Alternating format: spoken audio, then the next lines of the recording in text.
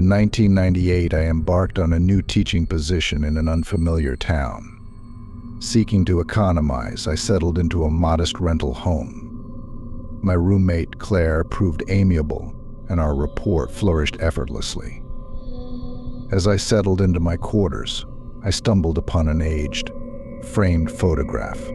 It depicted three men attired as hospital attendants, seated in the very living room we now inhabited.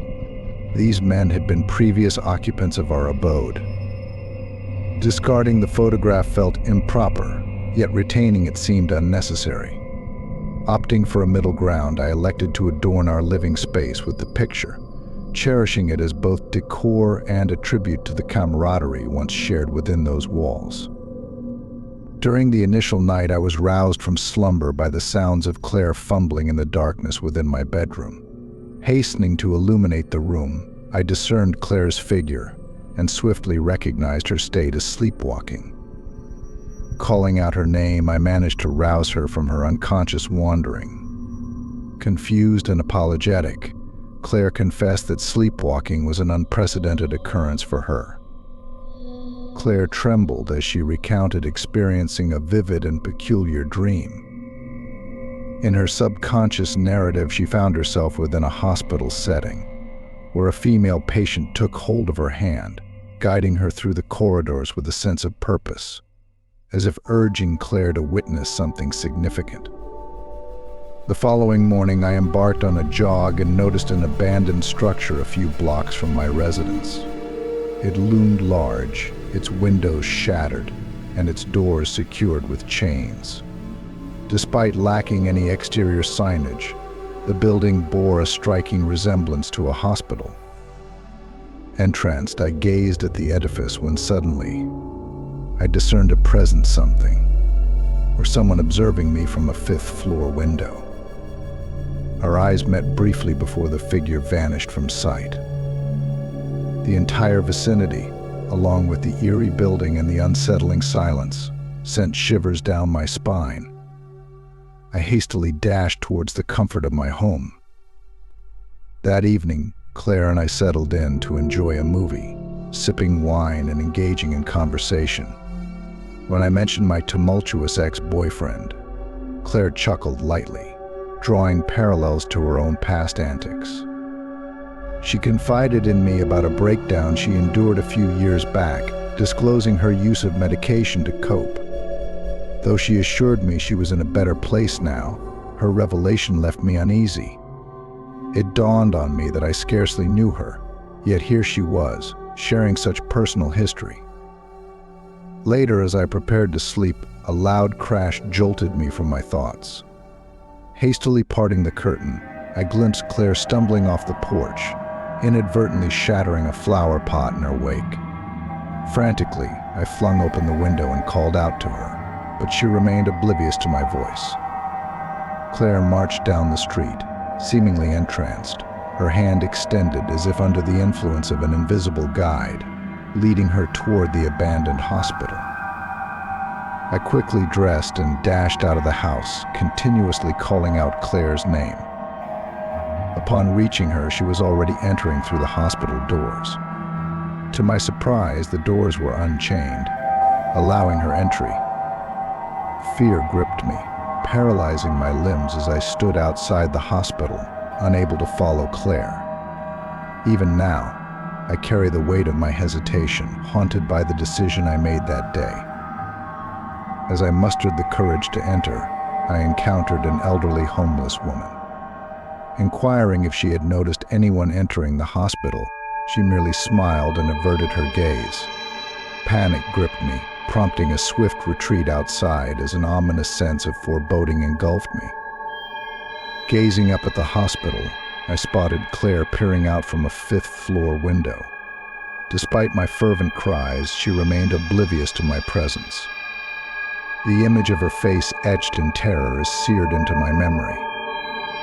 Claire continued to lean out, her gaze alternating between the hospital interior and something unseen, her fear palpable. Occasionally she glanced downward, seemingly in my direction, yet remained unaware of my presence. Frantically, I called out her name, but my cries went unanswered as I watched her climb out of the window and leap. Before my eyes, she perished. Rewrite the text. The police arrived, and I told them everything about Claire's sleepwalking. But when they learned about her history of mental illness, they quickly chalked it up to a suicide, and that was the end of her story. A week later, I came across her obituary in the newspaper, and within the article it was confirmed that the deserted building was indeed a hospital and mental institution. That night, as I drifted into sleep, I found myself immersed in a peculiar dream. I wandered down the corridors of a hospital, accompanied by a woman in a hospital gown who gently held my hand. Leading me along, she frequently glanced back to ensure I was still by her side. The sudden snap of fingers and a man's voice jolted me from my slumber. It was just a dream, but then reality struck. I had been sleepwalking. Somehow I had traversed the 4 blocks from my home to the desolate street where the abandoned hospital stood. A passing car narrowly avoided hitting me, its driver's intervention rousing me from my unconscious journey. If not for that timely awakening, I shudder to think what might have transpired. The notion of sleep had morphed into something frightening. With so many events unfolding rapidly, I endeavored to stay awake for as long as I could. However, as it invariably does, sleep claimed me. The recurring dream, depicting my presence in the hospital, played out once more. But upon awakening this time, I found myself not in my bed or out on the street, but rather nestled within the confines of an antiquated cot frame within the hospital itself. Filled with fear, I cautiously navigated the corridors, desperately seeking an exit via the stairs, yet my search yielded nothing. Echoes of muffled voices and anguished cries emanated from the vacant rooms that flanked the passageways. Suddenly, upon turning a corner, I encountered 3 individuals clad in patient attire, one of whom bore a striking resemblance to the woman from my recurring dream. Instinctively, I retreated, reassuring myself that they were mere figments of my imagination. If I disregarded them, they would vanish into the ether. Continuing my quest for an escape route, I was startled by yet another piercing scream emanating from behind a nearby door. A flickering orange light seeped from beneath the door and through its small window pane. Curiosity piqued, I cautiously peered inside, only to be met with a ghastly visage of a man whose face was horrifically disfigured by burns. His desperate pleas for release echoed through the corridor, yet I found myself unable to muster the courage to touch the door. As I turned away, my gaze fell upon the same trio of patients I had encountered earlier, their presence heightening my unease. One after another, the 3 patients neared the window and leaped out. I glanced outside, only to find not them, but 3 orderlies bolting from the building in sheer panic. I shouted for their attention, yet they didn't halt. It was then that the scent of smoke reached me. I pivoted and beheld the orange flames creeping from beneath the door, while smoke billowed through every corridor. With no alternative, I knew I had to take the leap. As I readied myself to jump out the window, a hand clasped onto my arm. Turning, I discovered the homeless woman, urging me away from the ledge. Following her lead, we swiftly exited the hospital, and I dashed for safety, spurred by the urgency of the moment. I remained alert throughout the night, delving into research on the hospital. 20 years ago, the hospital was deserted following a devastating fire. The orderlies deserted the building, abandoning their patients to perish in the flames. The following morning, I relocated out of the house and returned to live with my parents. Since then, I haven't experienced any episodes of sleepwalking.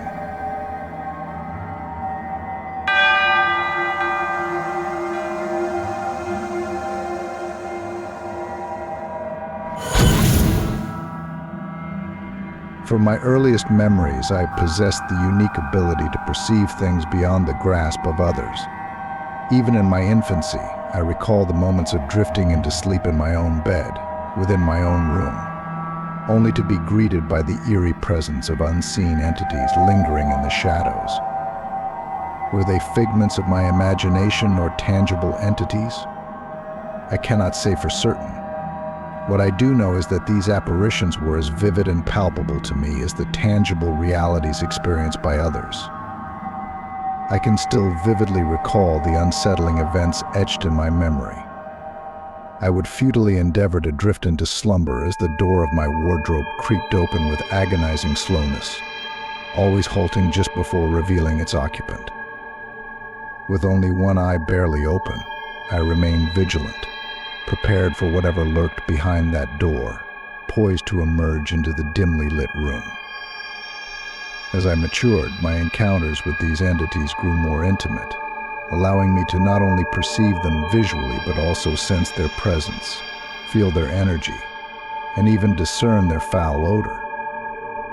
The stench they emitted was far from pleasant. It carried the putrid essence of decay, reminiscent of death itself.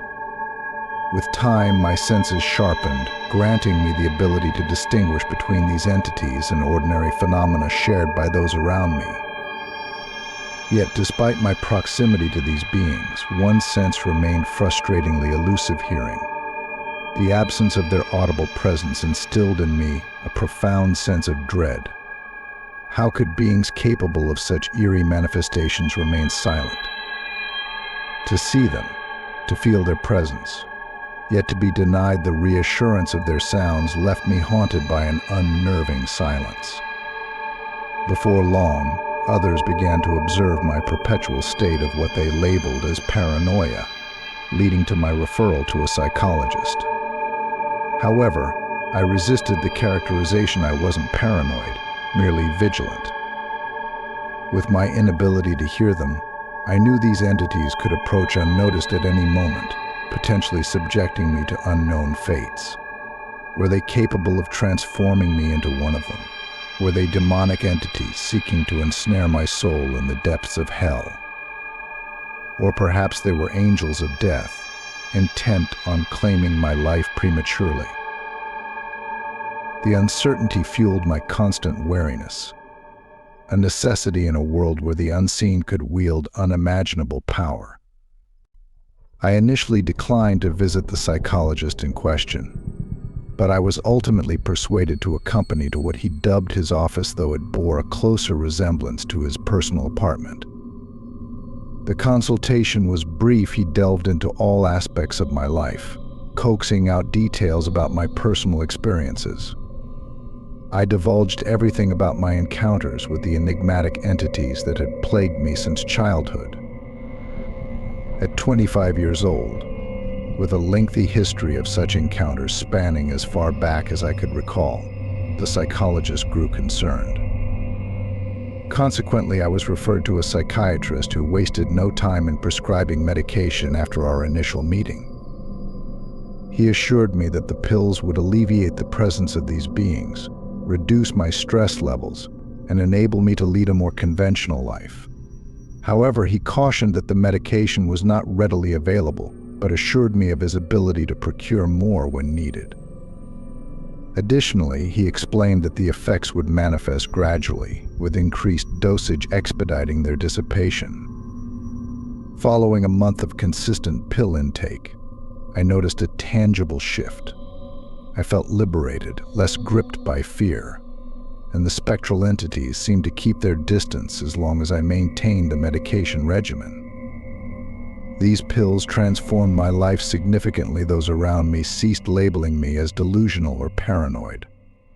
Ultimately, regardless of the effects of the medication, I remained steadfast in the knowledge that the phenomena I had witnessed were not figments of my imagination. They were undeniably real, lurking somewhere beyond my perception, biding their time in the obscurity of my unawareness, in the eternal silence they've always inhabited. Naturally, all things reach their conclusion, regardless of their nature. Every journey ultimately meets its end, One day, around 3 years into my treatment, I exhausted my pill supply. Typically, replenishing it was a simple task, just visit the doctor for a refill. Yet, to my astonishment, the doctor had vanished without a trace. A profound fear gripped me, surpassing any previous anxiety I had experienced, even in the face of those ominous occurrences. Then it dawned on me, those cursed entities had taken him, aware that he supplied the pills, shielding me from their grasp. I knew obtaining the pills wouldn't be easy, as the doctor had cautioned, and those entities were well aware of it too. I had to secure more pills by any means necessary. Otherwise, those entities would return, and it could be sooner than I dared imagine. Days drifted by, and with each passing one, I began to perceive their presence once more. Fortunately, their return was gradual, as if they were receding in reverse, seeping back into my existence. I spotted them again, lurking in the corners of my home, still shrouded in shadows, gradually becoming more conspicuous as time elapsed. They haunted my attempts at sleep, slithering through the crevice between my room's wall and door. Their reappearance was swift, and it didn't take long for me to sense their looming presence once more. Their foul odor returned, and within a mere 2 months, during which I frantically sought more pills and the elusive doctor, they resurfaced fully. Before their torment engulfed my life again, I noticed that the doctor's absence wasn't just my perception. He had indeed vanished. Despite exhaustive searches by police officers and his family, no trace of the doctor or any clue to his whereabouts emerged. Meanwhile, I slowly descended back into my long-forgotten nightmare. However, this time something even more dreadful occurred. The one aspect I once perceived as the most daunting part of knowing their presence was always lingering turned out to be an unparalleled torment. After 2 months, I began to hear them, their voices growing louder with each passing night, morphing into screams. In moments of respite from the screaming, they would whisper, their words chilling me to the bone. They didn't issue demands. Instead, they repeated 4 words that sent shivers down my spine: "You cannot escape us." These whispers haunted me, freezing my blood and inducing tears to stream down my face like waterfalls. After enduring weeks of relentless torment, constant screaming, insistent demands, and sinister whispers, my existence became a battleground of haunting noises, unsettling those around me. The cacophony of demands for blood, reminders of my inability to escape, and the recent addition of maniacal laughter suggested a perverse enjoyment in my suffering, as if they thrived on my desperation. Reflecting on past accusations of insanity, I entertained the notion that if this were all a creation of my mind, it might be worth the risk to end it. Racing to the kitchen, the cacophony intensified with each step. Amidst the chaos, I seized a knife from the sink. Abruptly, the clamor ceased, replaced by an eerie quietude, as warmth mingled with a sharp, relieving sting in my throat. Crimson spilled forth, saturating my shirt. Collapsing to the ground, the impact barely registered as numbness enveloped me, followed swiftly by an icy chill.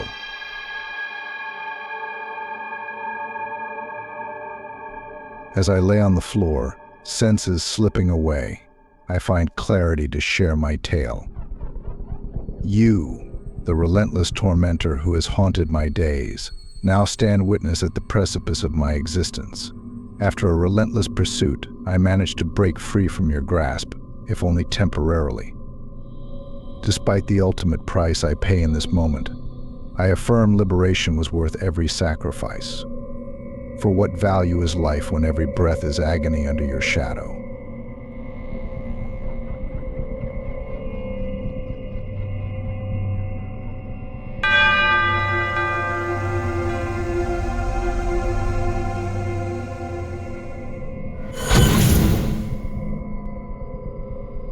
I'm grappling with a dilemma. I can't decide which is more unsettling: the echoes of screams that ceased weeks ago, or the eerie hush that has followed.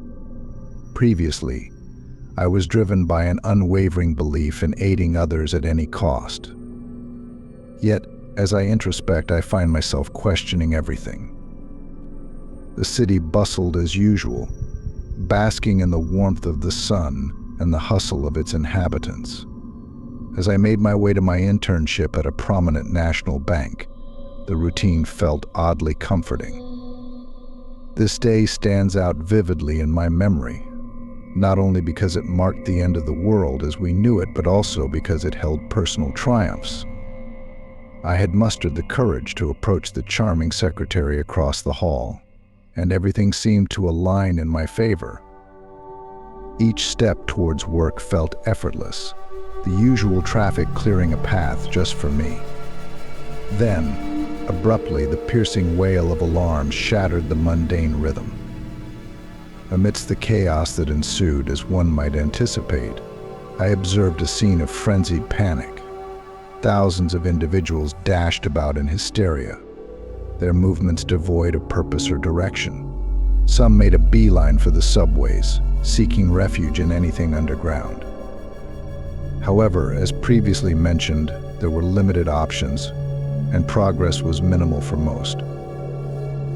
With little alternative, I found myself compelled to join the throng descending into the subway system. Within the corridors, military personnel guided us with an air of authority, clad in full gas suits suggestive of readiness for a bio-air assault. Their faces obscured, they exuded an aura of foreboding.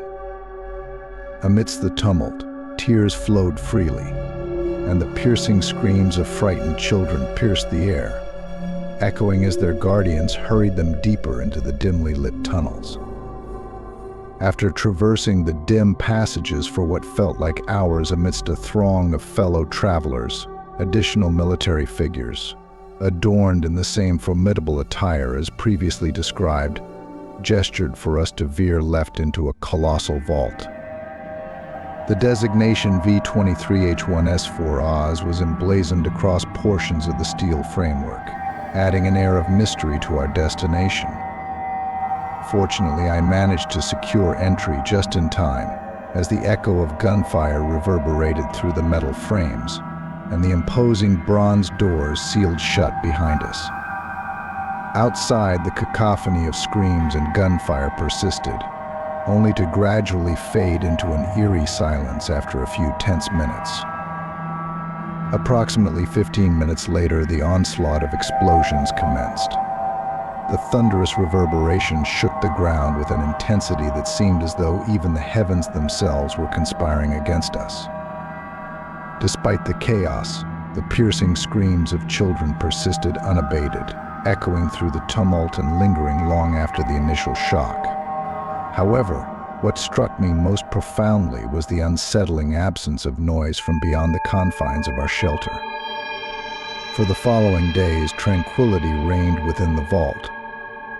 Speculation swirled among us about the events unfolding beyond our fortified walls, with the prevailing belief pointing to a nuclear blast on the surface. Surviving seemed almost miraculous under the circumstances. Despite a modest cafeteria provided for our sustenance, it was clear that the influx of refugees strained its capacity. Rations, meager as they were, only emphasized the stark reality of our limited resources. On the third or fourth day, sounds started emanating from beyond the vault's confines. Following orders from their commanders, the soldiers stood firm in their resolve not to unseal the doors for any cause, a decision for which we were all grateful. None among us desired to confront the unknown, particularly as we listened to the desperate cries from outside. "We know you're inside. You must open up. Help us. We're perishing out here. Do something. Please, for the love of God, assist." For about 3 hours, their pleas echoed relentlessly until gunshots pierced the air beyond the door. I prefer not to speculate on the source of those shots, but the sudden silence that followed was a relief to us all. A week later, the voices returned with a vengeance. This time their words dripped with curses and threats, haunting us from within. They promised to consume our flesh and drain our bones like straws once they breached our defenses. I attempted to brush off their taunts, but they seeped into my subconscious, infesting my dreams with terror. In my nightmares, I found myself fleeing through a desolate cityscape, pursued by grotesque figures hungry for my demise. Though I knew these were mere figments of my imagination, I couldn't shake the nagging fear that they might mirror a grim reality yet to come. The Vault's leaders recently reached a consensus to reduce our rations by half. This decision sparked protests, and a minority faction attempted to seize control of the cafeteria, resulting in lethal force being used against them. In response, I've started to stash away the food I receive in my work bag. Though it's not much, I gather what I can whenever the opportunity arises. They're inside the vault, and they're not of human origin. As I darted through the corridors, I caught a fleeting glimpse of them, and it was evident they weren't human. Their eerie green glowing eyes and yellow hairless skin set them apart. Meeting the gaze of one, I sensed the intense animosity it harbored towards me. Suddenly, gunfire erupted from my left, taking down the creature. I didn't pause to acknowledge my rescuer. Instead, I fled. Some might judge me a coward for what I'm about to admit, but I pay no heed to such opinions. Upon reaching the cafeteria, I made a beeline for the kitchen. It was breakfast time, so one of the storerooms remained unlocked and unattended. After securing the massive door behind me, I listened grimly to the chaos unfolding outside. Gunshots echoed for hours before gradually fading into silence. Utilizing the time to assess my food supplies, I realized I had enough to endure for an extensive period. Inside, a soldier lay near the door, rifle in hand and sidearm holstered. I seized the sidearm and tucked it away in my pocket. I've lost count of the days I've spent confined within these walls. Judging by the pile of cans accumulating against one side, it must have been about a month. The body lying in the room started decomposing ages ago, emitting a repulsive stench that pervades my senses relentlessly, both day and night. The most terrifying part is that they're aware of my presence. They know I've barricaded myself in this room, and they relentlessly remind me that this will be my final resting place. This room will become my tomb. Their sinister whispers haunt my dreams, promising to gruesomely strip away my eyelids and tear off my fingers, one by one. I find myself huddled in a corner, observing the man decay, yearning for my torment to cease. The notion has crossed my mind countless times: a single bullet to the temple, and this nightmare would evaporate. With provisions dwindling, the temptation grows stronger. Those empty entities beckon me with my name.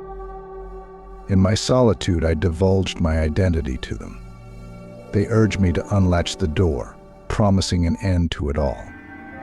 Those hollow, inhuman entities implore me to conclude it, terminate the torment on my own accord. They nailed one aspect. When I awaken tomorrow, I'm taking control and ending things on my own terms.